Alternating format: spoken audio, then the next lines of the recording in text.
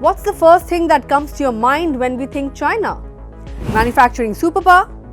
Factory to the world? Yes, maybe till some time ago. But now it is at the risk of losing this tag, thanks to what's called the China Plus One strategy. What is this strategy? And who will benefit from this? And can this be a game changer for India? Well, I'll try and get you all the answers in this video. But first, you know what you have to do. Like and share this video. And of course, don't forget to subscribe to the Moneycontrol YouTube channel. So the world order is changing. You can blame it on COVID or the supply chain disruptions due to Russia-Ukraine war. But the winds of change had already started to take effect much before that. The truth is, China had started losing its sheen as the manufacturing hub of the world since 2018. It just got more pronounced in recent times. Coming to the most obvious question now, what is China Plus One? China Plus One, or simply Plus One, is a business strategy where companies avoid investing only in China and diversify their business into other countries as well. Simply put, it means multinational firms have started looking beyond China to manufacture their products. Now, this term was coined back in 2013 as global business strategy. For the last 20 years, we've had companies, both Indian and global, investing heavily in China. What was the main attraction? Cheap labor, low production costs, and a huge domestic consumer market. But why are companies shifting away from China? The cost advantage that China enjoyed has been diminishing in recent years because of inflation. Wages in particular have risen. Number 2, simmering trade tensions with the US and fear of sanctions.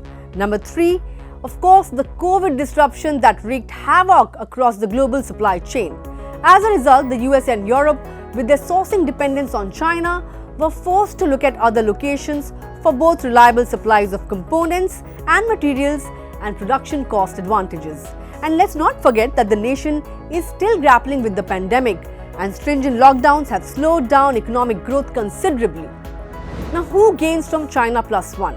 Now, some of the clear winners of China Plus One are European nations, Mexico, Taiwan. Vietnam, for one, has greatly increased its production and exports of smartphones and consumer electronics, partly by attracting more FDI. Remember, this is an area where China used to dominate. Other countries such as Indonesia could, in principle, emerge as the new export giant. No, I haven't forgotten about India. MNCs have started investing in emerging countries, and India happens to be one among them due to its low production cost and a favorable business environment. Apple's plans to manufacture iPhone 14 in India has set the ball rolling for the country to promote itself as an attractive manufacturing hub. The move by the American tech company reflects an effort to de-risk the production and supply chain for products that have a high level of dependence on China. According to Rajiv Chandrasekhar, who is the Minister of State for Electronics and Information Technology, India's electronics and semiconductor products manufacturing sector has grown in a big way over the last decade. For instance, in 2014, some 92% of the mobile devices sold in the country were imported. But in 2022, around 97% of mobile devices were manufactured in the country. Also, in 2014, the country's electronics ecosystem that comprises manufacturing, design, innovation and production pegged $10 billion, and in 2022, it grew to $75 billion. Now, this is expected to cross $300 billion by 2025-26. Now, India seems to have greater appeal for Asian companies, especially mobile phone manufacturers. The relocation of Asian mobile manufacturing companies is associated with the production-linked incentive scheme put into place by the Indian government in April 2020.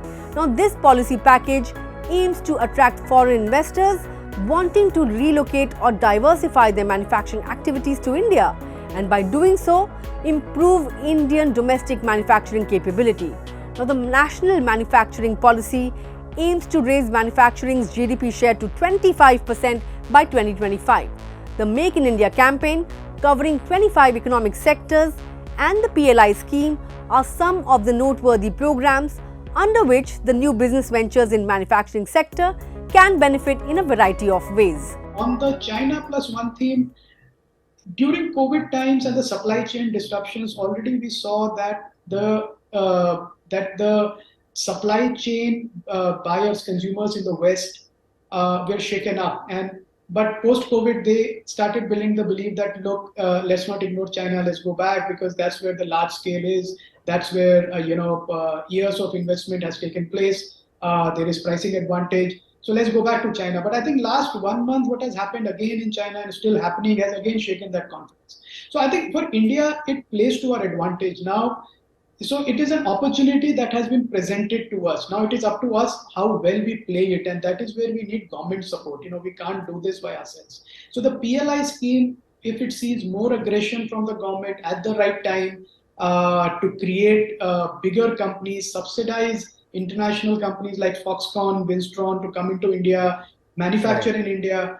I think that will go a long way, not only in electronics, but pretty much everything that touches supply chain for the Western world and for Indian companies also. Dixon, which is an outsourced manufacturer, competes with companies like independent companies like Foxconn, Winstron, and manufactures mobiles, TV sets for international brands.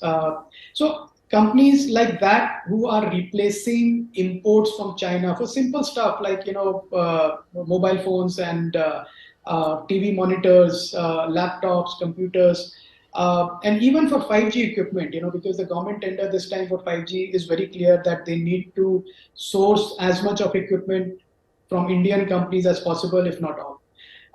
So companies like that, then companies that are into manufacturing, home improvement, which is a theme I touched earlier, where they were exposed to competition from Chinese products which were not high quality but much cheaper. And now suddenly customers are finding that look. So companies, in domestic plastic pipe industry, plastic fittings, panels, so, and of course in chemical, so that's the other place we see demand coming in for Indian companies from international buyers is chemicals and bulk drugs. Now, what's the way forward? India is not the only country in the race. We have already spoken about other Southeast Asian countries such as Vietnam, Bangladesh, Thailand and Malaysia that stand to benefit from this policy. Therefore, Indian companies need to understand what made China the primary option for global companies. China's low cost, fast turnaround time and good quality were some of the reasons. Also, ease of doing business, single window clearances, labor reforms and quick turnaround time will be imperative if India has to be seen as a viable destination. So if India can get this right, they can surely capitalize on this opportunity. For more such videos, keep watching Money Control.